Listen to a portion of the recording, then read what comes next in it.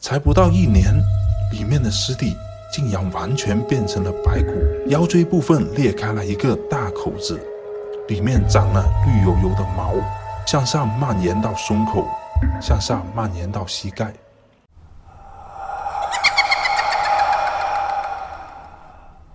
大家好，我是杜哥。这个故事发生在80年代，是关于古树的灵异故事。故事的主角小宋20岁那年，他接了个活，就是守灵。当地的风俗是，人去世后要停灵3天，这期间需要找亲戚朋友帮忙守灵。一般晚上守灵的都是年轻人。小宋觉得这活挺好的，因为主家会提供各种好吃的，还能打牌玩一晚上，而且主家还会给一个不小的红包，因为熬夜了，第2天就不用干活了。在那个年代啊，没有比这更爽的兼职工作了。守灵的人一般是亲戚朋友，这也很简单，农村嘛，本来就是一个大家族。但是等小宋去了现场，他才发现事情并没有那么简单。这家的丧事让小宋心里觉得很难受。原来这次去世的死者是邻村一个姑娘的爸爸。这个姑娘小宋认识，比他小1岁，正是小宋一直暗恋的对象。看到姑娘哭得那么伤心，小宋真想好好的抱着她安慰一下，但他只有这个心，没有这个胆，更没有这个机会，于是他只能对死者多上点心了。那么当地的风俗是，棺材前一定要点着香，香火绝对不能灭。据说香一旦灭了，死人在阴间就会迷路，成为孤魂野鬼。所以小宋总盯着香看，一旦快要灭，就赶紧续上。后半夜他又去续香了，他突然听见棺材里面好像有人叹了一口气，炸得浑身汗毛都竖了起来。这时候棺材里又响起了轻微的呼噜声，呼噜的声音像是尸体在呼吸。小宋吓得腿都软了，整个人一下子瘫坐在了棺材旁边上。几个一起守灵的同伴看见小宋摔倒了，开玩笑说：“哎呦喂，你看你！”小宋这时也不敢装英雄了，他喊着：“诈尸了！”几个小伙子大笑，继续玩牌。小宋年轻气盛，被人嘲笑，觉得很不好意思。他鼓起勇气站了起来。就在这一瞬间，棺材里传出了一声轻轻的笑声。小宋惨叫一声，撒腿狂奔，跑回了同伴身边。他哆哆嗦嗦的，语无伦次的叙述着刚才的所见所闻。一群小伙子们笑得更厉害了。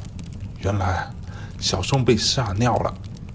不过笑归笑，大家还是跟他过去看了一下。只见死者好好的躺在棺材里，没有任何变化。众人笑得更厉害了。小宋只好羞红了脸，回家换裤子去了。还好他回来后央求众人说以后会请他们喝酒吃饭，求大家千万别把自己尿裤子的事情外传。那么事情虽然过去了，小宋却伤了心。他认定这个姑娘家里闹鬼了。姑娘是独生女，她爸爸不在了，家里只有母女2人。要是真闹鬼，被鬼害了可怎么办？办丧事的时候人多还没什么，丧事结束后家里只有母女2人，于是小宋决定每天晚上在姑娘家院墙外守着，但这需要很大的勇气。第3天晚上，他正藏在墙外的草垛上，忽然看到了一条影子。对，只有影子，没有人声。这条影子慢慢地爬过了墙头。小宋为了心爱的女孩也顾不得害怕了，抡起锄头狠狠地砸了过去。只见那黑影闷哼一声，摔倒在地上，化作了一个老太太。小宋凑过去一看，发现自己认识她，她是镇上的莫老太。这个莫老太不是本地人，老家在南方，她的丈夫莫老头以前在南方跑过生意，那时候把他娶回来的，身体一向不好。他怎么会做出这种装神弄鬼的事情呢？小宋举着锄头审问莫老太。莫老太很虚弱，他恳求小宋一定要把打伤自己的锄头给自己。小宋当然不答应，莫老太只好说了实话。原来这个莫老太是南方的蛊婆，很多年没有下蛊了，死者胡老头曾经惹过他，所以他才来下蛊的。这是想趁着胡老头死后向他家里诈骗点钱财。那天晚上，小宋听到棺材里的声音，的确是莫老太弄的。当时他正在下蛊，并不是为了吓唬小宋。莫老太表示，从今以后再也不敢了，明天他就会远离此地，再也不回来。他再三恳求小宋一定要把锄头给自己，因为蛊婆一旦被什么伤了，就必须用那个东西疗伤，否则必死无疑。